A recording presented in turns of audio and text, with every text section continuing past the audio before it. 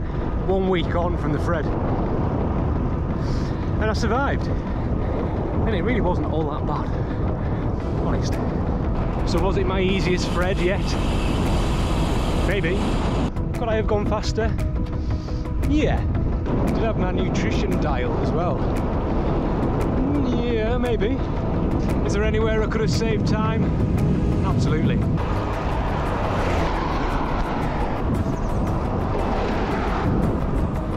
Could I have changed any equipment? Or maybe any alterations to clothing as well, maybe? Of course. There's always going to be room for improvement. Am I going to do it again? Absolutely. 2 years' time, we'll do it all again, because it is such a fantastic event and an absolutely awesome route.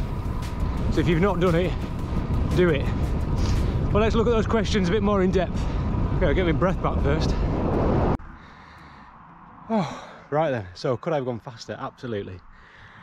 I stopped at the first feed, which was at Whitton for Newland. Thank you. And dawdled, filled the water bottles up, said hello to a few folk, and then carried on. And then I stopped again at the water stop, which is pretty funky. That was a I was looking forward to that water, put it that way. I'd completely run out. And I also stopped at Calder Bridge for the last feed and did a leisurely wander around, got some food, had a chat, got on my bike. What did it cost me all that? Well, I haven't looked at the numbers properly, but this is what I did 2 years ago on the Fred, and this is what I did this time. This is the difference. And was I actually trying for a time this last time? No. So could I have gone faster?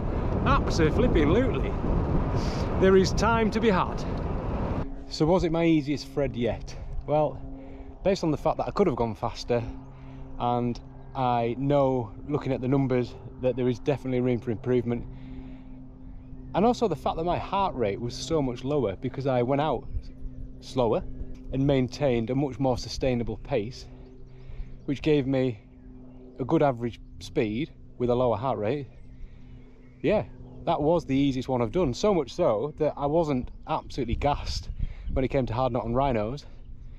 I did stop because I wasn't going for a time and took it all in and took some shots of people on the real steep bits, but I could have ridden them. I could have ridden it all non-stop and carried on. So yeah, it was the easiest. Is it an easy event? Absolutely not. Was it easy? No. Was it my easiest? Yes. Does that make sense?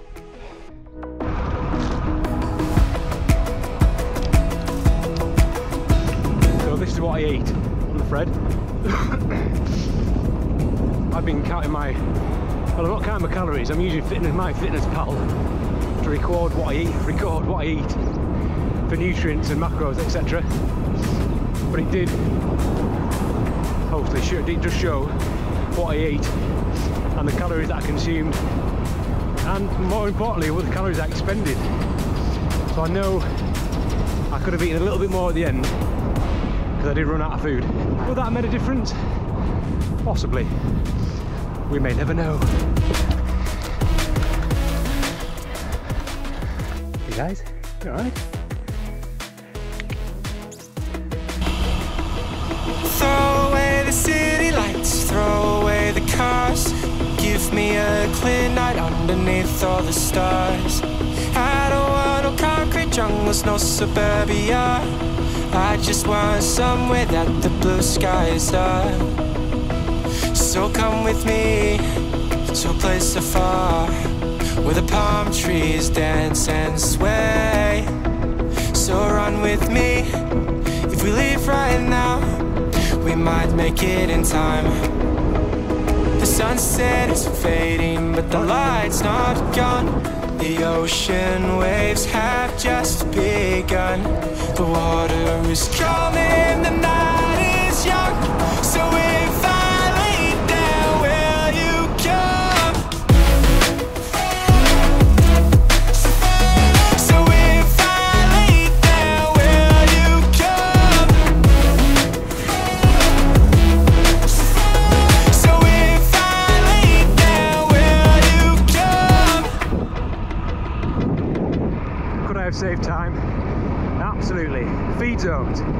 need to stop at them if you've got someone that's going to help you at wind ladder mainly.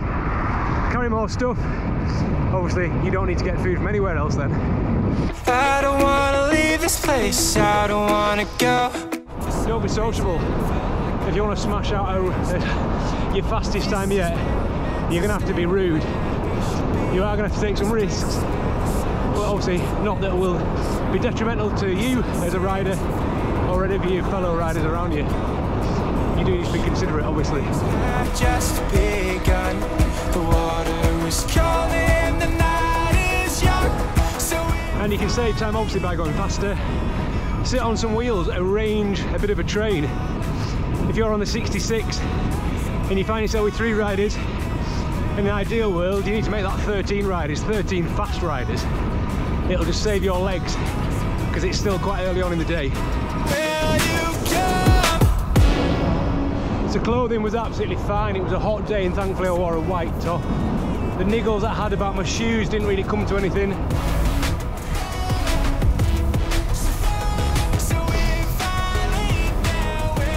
Right. So yeah, there were no problems in regards to clothing, I don't think. Everything was dandy. The bike itself, I did actually change the stem height. I was looking for a different stem, a slightly shorter one, because I was just not as flexible as I maybe was a couple of years ago. So I did take the little spacer out the top and move the stem up, like so. It might not look pro, but I reckon it was worth a few extra watts because my chest was opened up and I was a lot more comfortable for obviously 8.5 hours on the bike. The brakes that I faffed around with the day before did rub slightly, but not enough to warrant worrying about them. I favoured the back brake on that event again because I was nervous about the front, but when it came to hard knot and rhinos and Newlands actually, we were going like stink, and I just used the bike as you would normally use your bike, using your brakes properly, and they were absolutely fine. But that's my fault for not tinkering. Fair enough. Well, it's my fault for not riding the bike at all until the week of the Fred, which is just foolish. Yeah, and this is the 3rd ride out on the bike this year, and I quite like the road bike. It feels quite novel. It feels quite fast as well.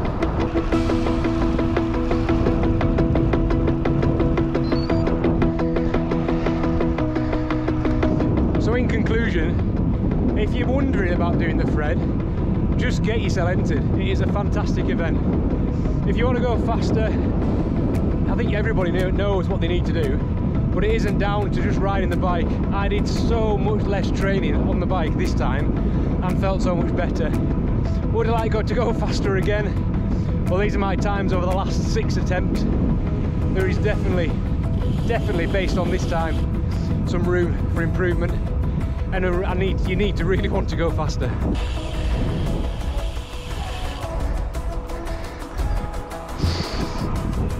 And I guess to go faster you really need to want to go faster, and that's what I'd have to focus on. So doing all the things that I've said, skipping the feed stops, not being sociable, jumping onto people's wheels.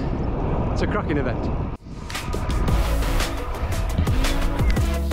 Right then, from the fields on the edge of the Morecambe Bay estuary, thanks for watching. There is my Fred video coming. It's just going to take a bit more time. This is just a quick Q&A, I suppose, of the Fred Whitton Challenge 2024. I hope you liked it. Don't forget to comment if you've done the event.